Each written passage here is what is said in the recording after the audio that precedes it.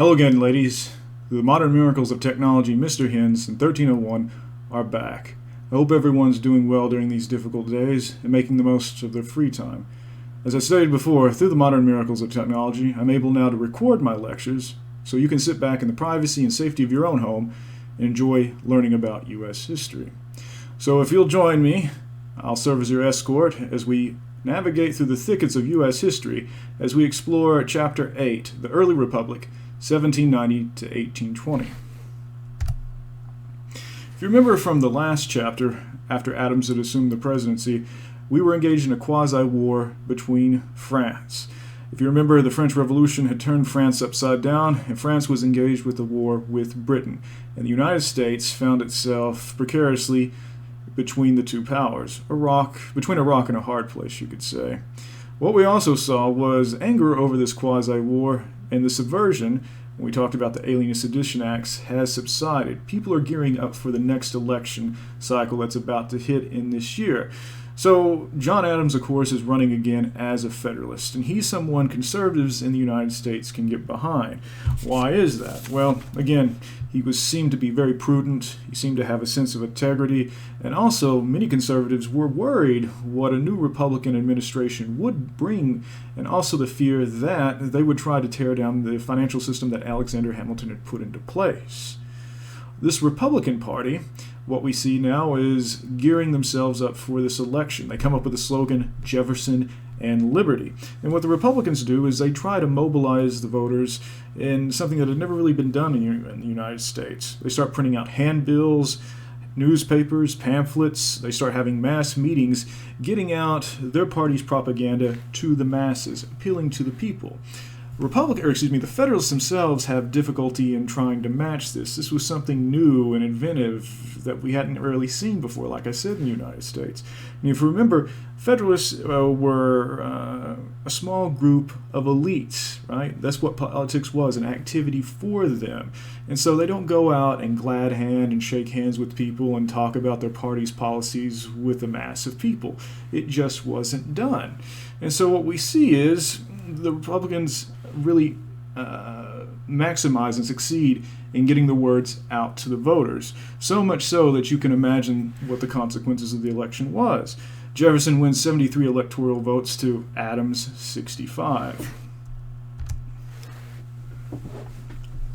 So before Jefferson assumes the office of presidency, he has to go through this constitutional crisis involving his own vice president, Aaron Burr. Who is Aaron Burr? Why is he important in this? And we'll continue to see him throughout this lecture. Aaron Burr was the first that really professionalized American politics. With this, he was an astute lawyer. He was a Revolutionary War hero. He was also a savvy politician. And what Burr does is he sets up the foundations of what will become Tammany Hall in New York City. What Burr believes is the immigrants coming over should be made citizens as soon as possible. And what he secures for these new immigrants is housing, and he also sets up a bank so they'll have a little bit of money. And so with a place to live, they have a place to vote. And with this, Burr is able to establish a political machine within New York, and later he'll use this political machine to extend his influence into New England. So again, he's setting up this political machine that makes him a power broker within New York. This is why Jefferson and Madison come to see Burr for his help in the election. In the midst of their negotiations, it's agreed that Aaron Burr will be vice president to Thomas Jefferson's president. Well, what we see is, if you remember when we were talking about how a president's elected in America at this time, it's still by the process of the Electoral College, though the flaws in the system haven't really worked out yet. If you remember, each elector was supposed to cast 2 votes for candidates for president. And in this election, it was agreed that the electors would actually throw away one of their votes, so one candidate would be president and the other vice president. Well, what we see is one elector actually didn't do this. And what was the result? Well, both Aaron Burr and Thomas Jefferson were tied with 73 electoral votes. So if the voting is tied, what really happens? Well, if you remember, it actually goes to the House of Representatives. The party that actually controlled the House of Representatives was the one elected in 1798, and it was staffed by Federalists. And so what we see is the House of Representatives goes through 35 ballots in which it isn't decided who will be president, Jefferson or Burr. And what we see is Aaron Burr is very quiet on the matter. He's not really saying too much about this. And so what happens is the deciding factor is actually Alexander Hamilton. He steps in. Hamilton sees Jefferson as the lesser of two political evils. He actually views Aaron Burr as kind of being this embryonic Caesar, this tyrant in the making. And so he throws all of his support in getting Thomas Jefferson elected as president.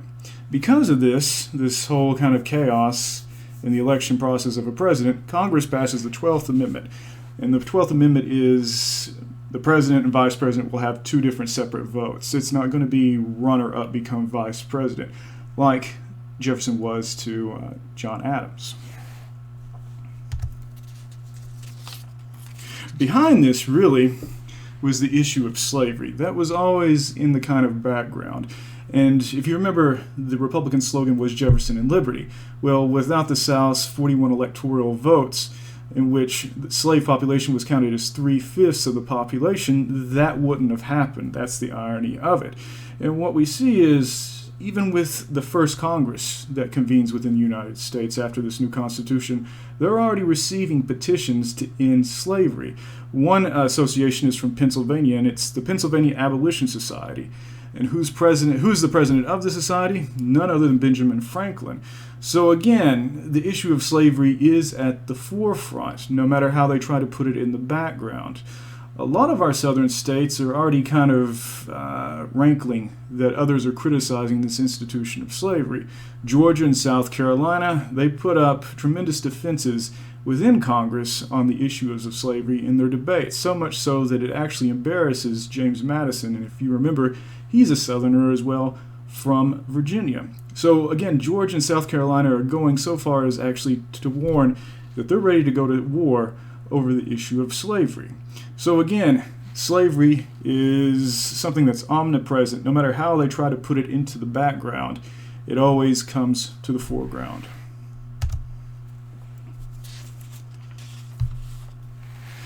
So, what do we see here? Why is this important? Well, when Jefferson takes power on March 4th, 1801, he takes the oath of office in Washington, D.C. And why this is so important is this is the first time we actually see a peaceful transfer of political power from one party to another. Before, if one party wanted to gain power, it was through bloody revolution or rebellion. Here, it was a peaceful transference through the electoral box. And Jefferson himself is wanting to get back to something he calls pure republicanism. And we're not talking about the modern-day Republican Party. Far from it. If we want to kind of, again, draw lines from where our modern-day political parties are actually descended, these Democratic Republicans are really the antecedents to the modern-day Democratic Party. What is Jefferson wanting to do? Well, again, he has no desire for pomp and circumstance, something that had actually been increasing with the Washington and Adams administrations. He wants to get away, again, from all that formality in Washington. And one of the things that he requests is if he could get his results actually from mail instead of a committee coming all the way out to his house in Monticello to tell him the results. Again, pure republicanism. And he would have actually preferred also to have taken the oath at Charlottesville near his home in Monticello. So again, he wants to get away from all the pomp and circumstance, pure republicanism. Now what Jefferson will do, and we'll talk about this in the next coming slides, is he proceeds to change the policy of the previous Federalist governments. So the machinery of government changes power in a democratic and orderly way. Again, that's the thing to get from these slides. And the party system, like we talked about in the previous slide, really showed its usefulness. What are we talking about? Well, the party was able to organize dissatisfaction. It produced a platform, those things that the party stands for. They picked their leaders, and they were able to get the leaders elected. So again, this orderly transfer of power showed that this new political system within the United States could work. So let's review Jefferson's political views. If you remember what the ideas of the Republican Party were, right? They were totally opposed to everything that Alexander Hamilton had done. And Jefferson wants a nation of small farmers growing and producing and selling freely to a world market. And again, he doesn't want banks. He doesn't want cities. He's worried that if we have so many banks, that it's going to enslave the nation to its creditors. So again, these bloodsuckers, that were making profits off Hamilton's system, they would be the ones in control. So again, the nation is to remain a nation of small farmers. And if we have a nation of small farmers, it doesn't make sense to have a big government. And this is where the saying, the government that governs best is the government that governs least. So in Jefferson's view, Washington would be no more bigger than what the campus of PJC would be, either in Paris or Sulphur Springs. Small little government. And again, he doesn't want to commercialize society. No factories, right? No special favors for those industries in the Northeast, right?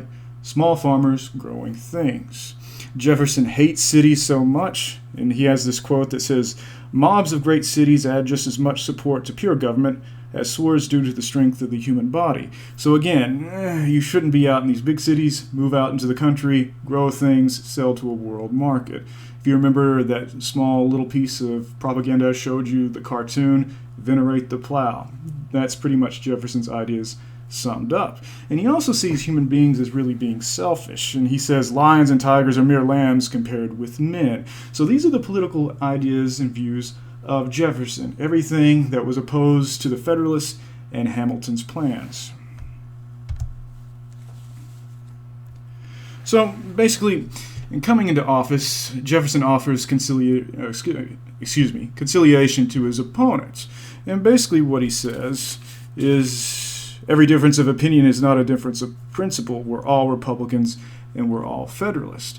And he says that America's best hope is that it would come into the world and flourish if there was limited government and citizens could regulate their own pursuits. So again, small limited government, people can exercise their success based on their abilities and their merits. And what we see is, again, and we'll talk about this in just a moment, Jefferson sets about to dismantle everything that the Federalist system had put before it. So during the next 8 years in office, he's going to abolish all taxes. We'll talk about that in a second. And except for tariffs, and he's going to reduce the number of government employees, and he's going to pay off the national debt that Hamilton wanted.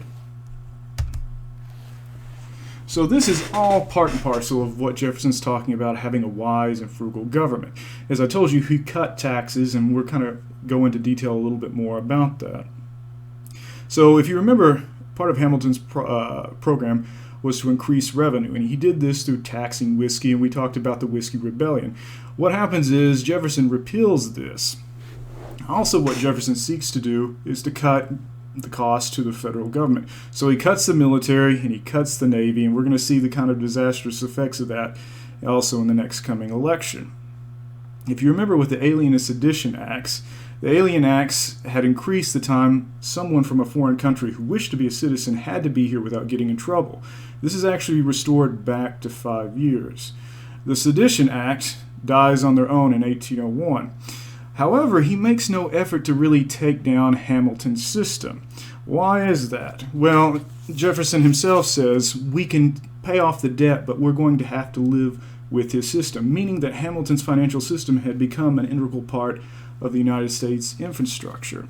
As I told you, Jefferson has no desire for pomp and circumstance. It's very distasteful for him. One of the things that he likes to do is invite people to the White House and kind of have these informal dinners where he'll actually serve his guests, something that Washington and Adams would not have done. Often he comes to the White House door and he actually answers the door himself, dressed often in an old bathrobe and slippers. So he's seen as being this kind of frugal, yet kind of eccentric, kind of intellectual. Even some of his good friends said he tended to overdo this somewhat. One of the things that really tests this new administration is something that's happening in North Africa, the Barbary pirates. No, it's not the pirates of the Caribbean. It's more the pirates of the Mediterranean, I guess you could say. Really what's going on is in the North African states of Morocco, Algeria, Tunisia, and Tripoli, these different kind of Arab pirates make their money by taking ships and their crews and their cargoes hostage and ransoming these things to these different European nations. And what the Europeans had done, it actually paid them yearly tribute and money so their ships could go without being harassed. Well, the thing with Washington and Adams is they actually did the same thing. They paid pretty much extortion money to these pirates to leave U.S. shipping alone. In the beginning, Jefferson does it, but it's starting to test his temperament when the Pasha of Tripoli actually demands more of an increase in his pay of tribute. Jefferson's finally done with this, and what happens is Jefferson sends in the Navy into the Mediterranean to end this.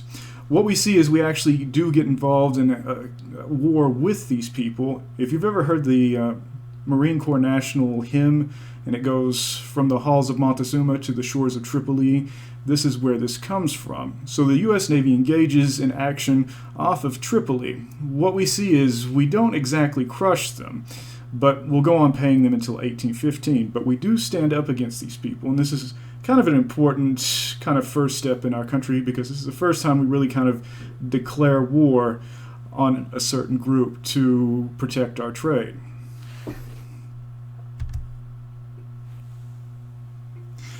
One of the other administrative challenges that's going to face this new administration is what actually happens in Haiti, in the French colony that's known for producing sugar. And what this really does is this really underscores how powerful slavery is defined and distorted American freedom. If you remember, Jefferson was a great supporter of the French Revolution, even though the French Revolution started going off track and they started guillotining people left and right in the cities of Paris, or excuse me, in the city squares of Paris. What we see is when it comes to a different part of the French Empire, Jefferson seems to react hypocritically to it. What we saw was Saint-Domingue was the jewel in the French Empire. This is where they produced sugar. It was a money-making venture. But what we also see is the slaves there rise up and revolt against their French masters, and they're led by Toussaint Louverture.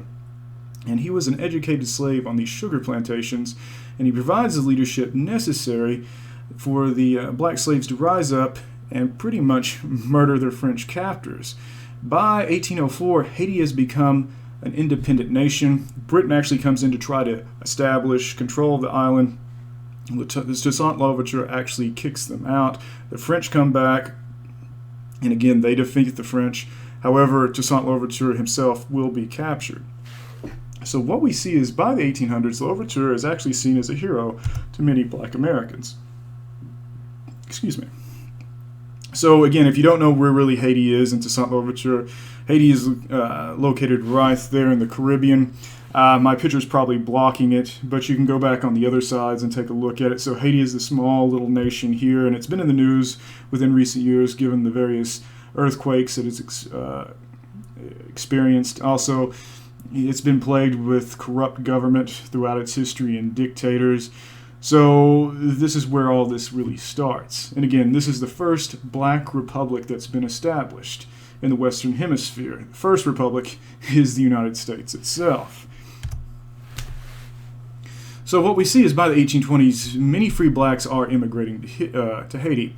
However, white reaction is a lot different within the United States. And what they're hearing from refugees coming from Haiti, white refugees, is reinforcing their own fears about slave revolts in the United States. And what they're hearing are these bloody stories of women and children being attacked, no distinction being made, all whites are being killed. So for many people, especially Thomas Jefferson, this use of violence by these slaves showed that they weren't fit for Republican government. Keep in mind what Jefferson thought about the French Revolution, how bloody that was. He supported that. And if I remember correctly, in our own War of Independence, we didn't tickle to death the British. We shot, we harassed, we killed British soldiers. So again, it is this hypocrisy, right? And it's because they're black that, because they use violence, this is why Jefferson and many of his supporters in the South see that they're not fit for Republican government. However, before Jefferson takes power, John Adams was happy about this, actually, and he encouraged the independence of Haiti. He actually wanted to go in and trade with the Haitians. Also, kind of side fact, John Adams was one of the founding fathers who didn't own slaves whatsoever. However, when Jefferson becomes president, he sets into motion a process of trying to strangle this new nation, in a sense, strangle the baby in the crib. And so he seeks to quarantine and try to cut off the Black Republic in the Caribbean.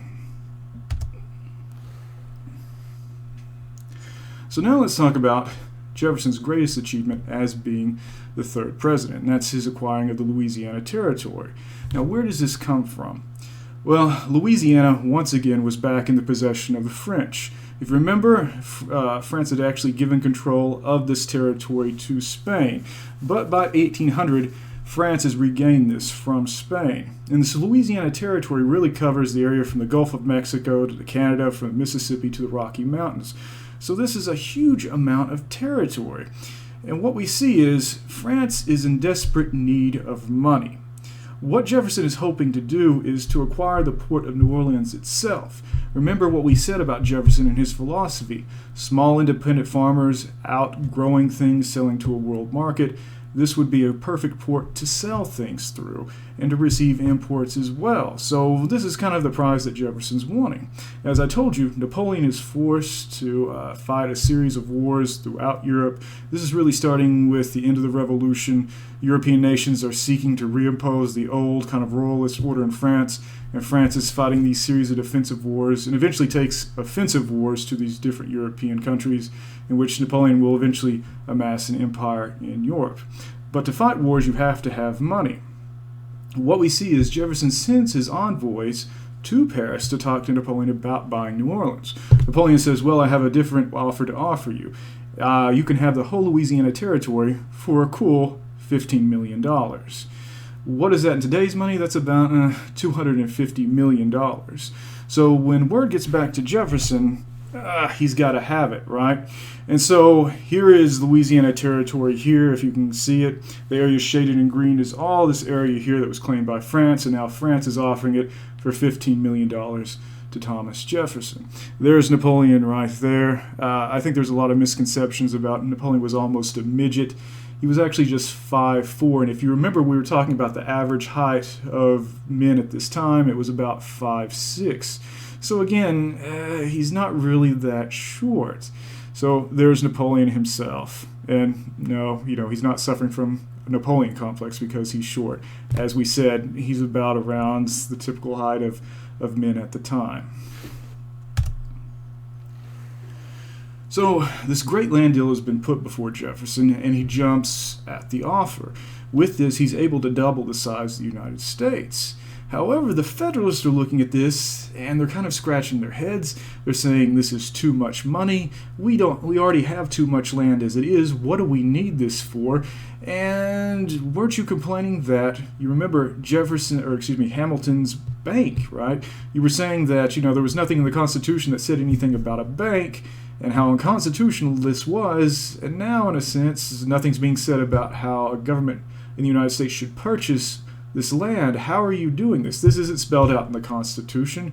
So in a sense, Jefferson is looking like a hypocrite, and he later admits that, yes, he went beyond what the Constitution authorized.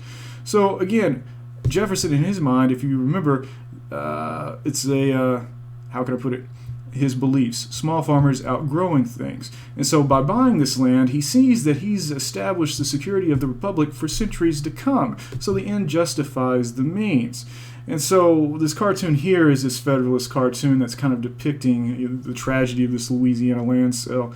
As you can see, or if my picture isn't blocking it, you can go back, like I said, to the previous slides. There's Jefferson, the old cat, and he's vomiting up the money, and there's a little hornet represented by Napoleon stinging him. And there's a French minister, Talleyrand, dancing back and forth, talking about how rich France is going to get. And, of course, he has the maps of the Louisiana Territory. So for the Federalists, this is a great tragedy. But again, for Jefferson, he is securing the future of the Republic through this land deal.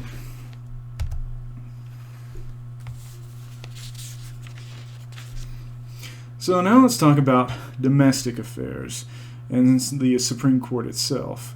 If there's anything that Jefferson distrusted more than banks and moneylenders, it was judges. Jefferson believes in the supremacy of local government, and judges are not elected. They serve for life. And so he's very distrustful of judges.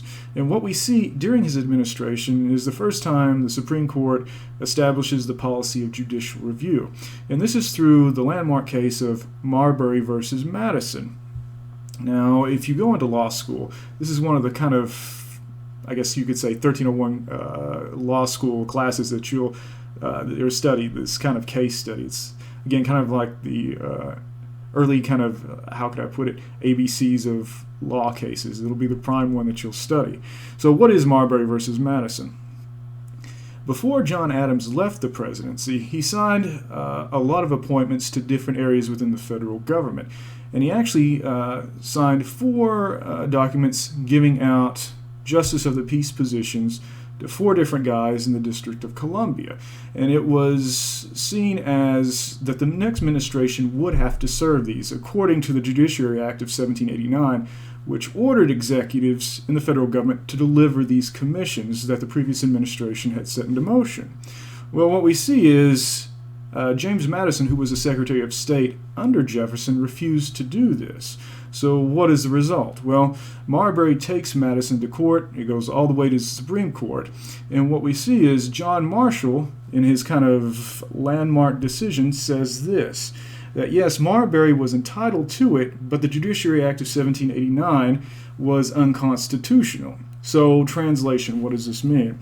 Well, again, Marbury, yes, he could have been deserving of the, like I said, the commission by Adams, but again, the Judiciary Act was unconstitutional. So he could not force Madison to give him the commission of being a justice of the peace. So for Jefferson in the short term, it appears that the administration won. But Jefferson is looking at this with kind of wary eyes. What will this mean in the future? What the Supreme Court has done is establish judicial review. Judicial review being that the court has the power to look over the other 2 branches of government to see what they're doing, if it's constitutional. Now, this isn't in your book, but it's an important point to bring up, I think, as well, because we just talked about judicial review with the federal government. What about the states? And this is one little court case involving the state of Georgia that I want to talk about that I think is important if we're talking about judicial review. So we just established judicial review with the federal government. Now we're doing it with the states. And this is in the court case of Fletcher versus Peck in 1810. Now, what is this about? What we see in 1794 is 4 kind of real estate companies go into Georgia. They pretty much buy off the state legislature. They buy off the 2 senators from the state of Georgia. They actually buy up a lot of federal judges in the area. So this land company can lay claim to the areas of Alabama and Mississippi. These 2 areas were actually claimed by the state of Georgia. So the legislature, everyone went along with these 4 companies, and what we saw was settlers going out there, settling these lands. But what happens in 2 years after this is all those politicians who actually were involved in this land deal were actually kicked out of office, and new politicians were brought in.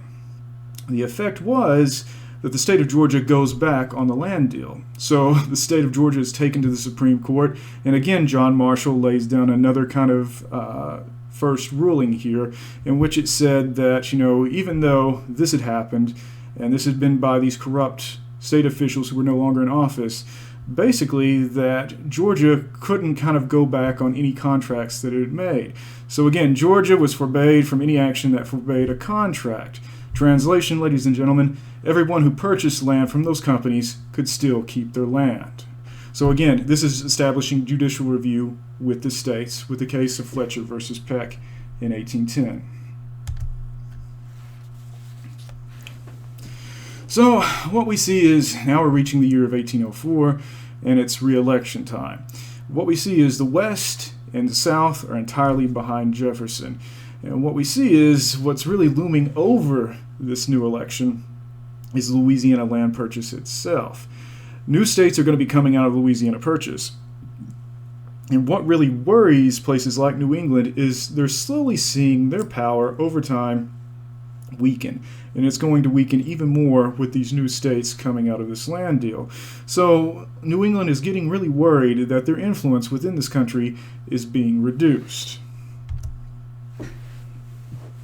So again, like I said, there are elections coming up, and who do the Federalists get to run? They get Thomas Pinckney to run, and of course Thomas Jefferson again is the candidate for the Republicans. And the victory itself is pretty lopsided. Even previous areas within the United States that hadn't voted for Jefferson before are voting for Jefferson. So Jefferson gets 162 votes to Thomas Pinckney's 14 electoral votes. That's pretty humiliating, ladies. And what we see is, again, Jefferson is invading these Federalist strongholds. He gets every areas in the kind of Northeast except Connecticut itself. So what we see are diehard Federalists in New England are looking at this and they're worried, and they're already thinking about secession. You know, we talk about the U.S. Civil War in the South seceding, but no one really seems to talk about, or they seem to forget, that there was a plan at one time for New England seceding. And the mover and shaker behind this is Thomas Pinckney, the failed presidential candidate. And he heads together this group known as the Essex Junto. And basically, they are conspiring to form a Northern Confederacy. But the thing about it is, this small group of, I guess you could say, kind of nut jobs or flakes, they really don't have much support. Well, what does that mean? Well, they hope they can gain political support and control in New York. And this is where we see our old friend Aaron Burr coming back into play. If they're able to do this, they can get the Northeast out of the Union. So again, they're looking to the mover and shaker, Aaron Burr, for help. And Aaron Burr was a former Republican, but now he's trying to run as a Federalist. And so what we see is Burr is flirting with this group, though he's never really kind of nailing himself down or saying, okay, I'll be a part of it. He kind of slowly flirts with him. Like I said, he is the expert politician. However, what happens is the plot is soon discovered, and this causes Burr the election. Burr himself is running for governor at this time. He's coming back. Even though he has been vice president, he had no power whatsoever. He was being sidelined by Jefferson, and so he comes back and tries to regain his power hold within New York, and he decides to run for governor. As I said, he's kind of implicated in this plot, even though he doesn't really officially sign up, and he loses the election. And what we see is this is also blowback from the election of 1800 and Alexander Hamilton fitting into this. So, Lacey, this is for you. You know, you were wanting your Alexander Hamilton lecture. Okay. What we see is Alexander Hamilton enters into the scene during this time, just right before the plot is discovered, and he begins saying all these different libels about Aaron Burr, saying he's a dictator in the making, various kind of negative things. And the thing about Hamilton is he is a brilliant man, but he's also a very vicious man, and this really shows the extent of it. So, as I said, Burr is trying to come into the Federalist Party, and Hamilton's doing everything he can to block him from getting into this. Again, he sees Burr as being this opportunist. He doesn't really believe anything other than power for Aaron Burr. And so what we see is Hamilton continues this campaign, this personal campaign against Burr, saying all these awful things about him, saying that in one paper he says, I have worse things to say about Colonel Burr than I have, far worse than what the public will ever know. And so with this, Aaron Burr has pretty much reached his breaking point. And what he sees is that his honor is at stake, and he challenges Alexander Hamilton for a duel. Now, what is the importance of the duel? And I think you have some kind of idea by seeing this in movies or reading it in books or seeing it on TV. Basically, it's a way to keep your honor. If you make a statement and someone takes offense to it, right, you have to somehow save your honor, so you challenge this person to combat. And this was something that was done in Europe. Wasn't done so much in Europe anymore. Still practiced in the United States, though in several states it had been illegal. So it could, you could duel with sabers, pistols, clubs, even, you name it. The important thing was to defend your honor, the honor of your family. So Burr challenges Hamilton to a duel. He tells him to meet him in New Jersey. They were in New York at the time, so they had to cross the Hudson River to get to New Jersey. Dueling in New York was punishable by death. In New Jersey, it was a minor offense. So what happens? Well, they both meet at the dueling grounds in Weehawken. Ironically enough, Hamilton had actually lost his son 3 years earlier at a duel at these grounds. And what we see is both men fire, and what happens is Hamilton himself is mortally wounded. The bullet enters just right above his right thigh and lodges into the spine. And so he dies the next day. Aaron Burr, after shooting Hamilton, actually goes home, has a breakfast, has a nap, and then writes a letter asking, how is Alexander Hamilton doing? Now, there's several theories about this duel. Did Hamilton fire first? Did he fire into the air? It's kind of a gray area. No one's entirely sure. Some people speculate that Hamilton actually half-cocked his gun, giving him an unfair advantage and making the trigger a hair trigger. Others say that he was going to fire his gun up into the air. What is the significance of that? If you were challenged to a duel and both sides came together ready to fight, dueling didn't mean that you were going to have to kill one another. The importance was to show up to show that you were going to defend your honor. A lot of times when guys would come together to duel, both parties would actually fire up in the air, and this showed that honor had been satisfied. They had come to, again, defend their honor. Well, what exactly happens here? Well, that's, again, kind of a gray area in history. But the important thing for our class is Burr does kill Alexander Hamilton. Sorry, lazy. Here is the dueling grounds in Weehawken, New Jersey. As you can see in the background across the Hudson, there is New York City. There's the monument to Alexander Hamilton right there in Weehawken. So what we see now is the Republican victory in 1804 is pretty much a lopsided victory. The Federalists are pretty weak, and they only have about 25% of seats in Congress itself. Now, it looks like that's a victory for our Democratic Republicans, but if you don't have an enemy to fight, what you see is discipline within your own army, or your own party, as the case may be, starts to break down, and the Republicans start splitting up into different kind of factions. What we also see is Aaron Burr comes back into the picture, and he's really giving Jefferson the most trouble he's ever had. And what happens is Jefferson is still very vindictive to Burr about what he did in the election of 1800. So, as I told you before, after this kind of embarrassment to Jefferson, he was dropped by the ticket. Jefferson drops him from the ticket. And so Aaron Burr is kind of now left at kind of desperate ends, and he's looking for some way to make money. Enter the Burr conspiracy. This really isn't spelled out too much in your book, so I just wanted to kind of add it on as a kind of way of listing what happened to Aaron Burr, and it's kind of interesting. Basically what happens is Burr actually approaches the British minister in Washington, and he has a secret plan. He says he's wanting to separate the western part of the United States, and he wants British support. And he wants about 110,000 pounds, British money, and he wants the British fleet to lay off the mouth of the Mississippi River. The British ambassador in Washington already sees that this is crazy. He's not going to take part in it, and he says no. But Aaron Burr, not to be deterred, goes ahead with this.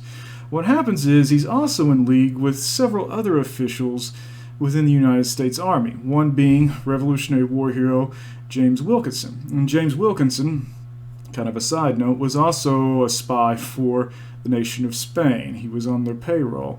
So what happens is James Wilkinson has joined up with Aaron Burr, and they meet at Henderson Island on the Ohio River. Now, what was the real plan? Was it to move down and take New Orleans, or was it to go on to Mexico and take over Mexico and somehow make himself Emperor of Mexico? That really wasn't kind of shaped out or fleshed out. What is known is Wilkinson betrays Burr, and what happens is Burr is brought back to Richmond, Virginia to stand trial for treason. What do we see in this? Well, we still see the hatred of Thomas Jefferson against Aaron Burr. Basically, Jefferson does this. Jefferson is told to stay out of this thing. By getting involved, it's pretty much going to get Burr off. And Jefferson is so vindictive, he can't see past the advice of his advisors. What he does is he somehow offers evidence that's come into his possession that shows Burr is guilty, though the evidence itself looks shaky. And he's also promising pardons to anybody that will speak against Aaron Burr. When this goes to trial, again, it's Chief Justice John Marshall. He knows Burr. He doesn't really favor Thomas Jefferson that much. Doesn't really have a high opinion, I guess you could say. And what we see is there's a lot of favoritism shown to Burr, and he's found not guilty. Let me say this. He was found not guilty of treason. He is found of the guilty of the misdemeanor of trying to go in and overthrow Mexico. What we see is Burr views the trial with cynicism, as he would, and what happens is he's also wanted for murder in 6 other states during this little escapade. What happens is after the trial, Burr skips out and makes his way to Europe, where he'll kind of tour around in the capital cities of Europe, hobnob with the royalty there, and eventually he will come back to the U.S., where he fathers 2 more illegitimate children in his 70s, and finally his second wife divorces him in his 80s. He'd actually concocted a plan of actually using his second wife's fortune to settle an area known as Texas and settle Germans in the area and make money off that. When he comes back, he's actually pretty successful as being a lawyer in New York City, despite his kind of sordid history. So again, for me, he's probably the more kind of human of our founders. He's not some marble statue like Washington or Jefferson. Again, he's more of the kind of human founding father. If you're interested in Burr, Gore Vidal actually did a good book written back in the, I think, 1977, called Burr. So I recommend that. So Lacey, since you like Alexander Hamilton, I would advise you to read Burr by Gore Vidal. All right, so let's get back to the international affairs. What we see is Britain and France are still at war, and we're still stuck between a rock and a hard place. Under an international law, we can go and trade as a neutral nation with both nations. However, that's making both nations angry at us. What we see is Britain is engaged in this life and death struggle with Napoleon, and they need sailors in their navy. So what happens is the British Navy is now stopping American ships and press-ganging American sailors into the Navy, saying that these were actually escaped British sailors. So anybody that had a British-sounding name, and keep in mind most Americans are descended from the English, they're going to have English-sounding names. So, as we see. So what we see again is the British Navy kidnapping these sailors and forcing them into the Royal Navy to fight Napoleon.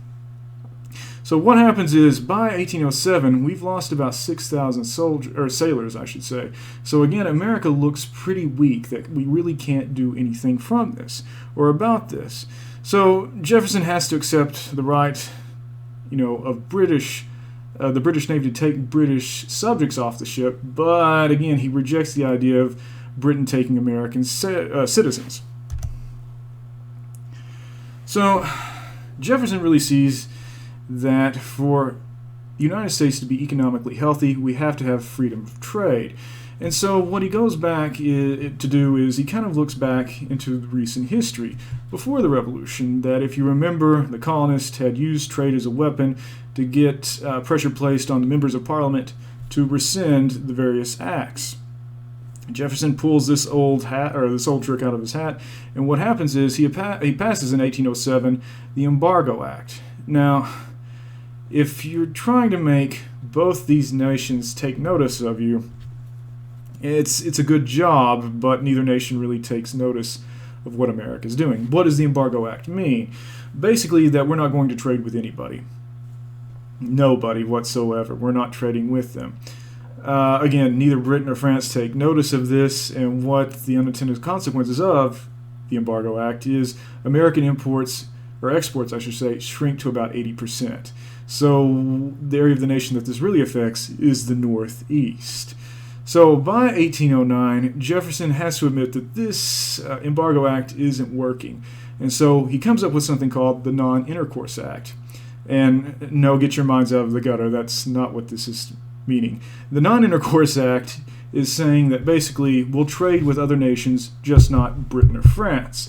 And if Britain and France decide that they'll reverse their policy on harassing our ships, we'll start to trade with them as well. And so this cartoon right here, again, my picture's probably blocking it, but Napoleon and George III have Thomas Jefferson, and they've pretty much, got his hands up, and he's stuck between these two powers.